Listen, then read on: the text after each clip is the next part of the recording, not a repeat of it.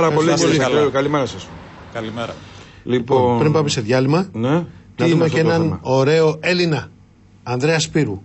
Ναυπηγός. Έλλην. Τιμήθηκε.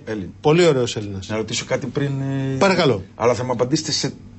Μετά το διάλειμμα. Όχι. Έλα. Δεν κρατιέσαι. Γιατί καταργήθηκε ο τίτλος Εθνικής Παιδείας? Αυτό και 10 δευτερόλεπτα περιμένετε, θα απαντήσω. Μετά το διάλειμμα θα το πάμε. Πάμε να δούμε. διάλειμμα να το πείτε. Ελάτε.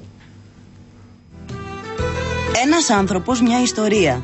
Ανδρέα Σπύρου, ο ναυπηγός του Αριστοτέλη Ωνάση και δημιουργός μεταξύ άλλων της Θαλαμιγού Χριστίνα και 60 ακόμη φορτηγών πλοίων, τιμήθηκε με το νέο θεσμοθετημένο βραβείο επιτυχημένης πορείας ζωής από τον Σύλλογο Ελλήνων Αποφύτων του Πανεπιστημίου Strathclyde της Μεγάλης Βρετανίας σε μια λαμπρή εκδήλωση στο κτήμα Φιλήρα. It's a great honor for me to be here and I want to thank you very, very much everyone for joining us.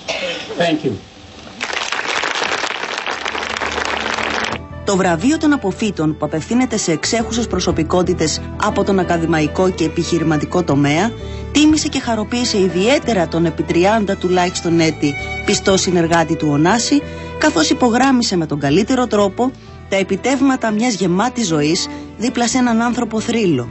Στην τελετή βραβεύτηκαν επίσης για την επαγγελματική του σταδιοδρομία στον επιχειρηματικό χώρο η Χρήστος Παπαπολίζος, Γιώργος Λιναρδάτος, οι καθηγητές Γεώργιος Αυλονίτης και Αθανάσιος Κουρεμένος και από τον ακαδημαϊκό χώρο ο Ιωάννης Κόντος.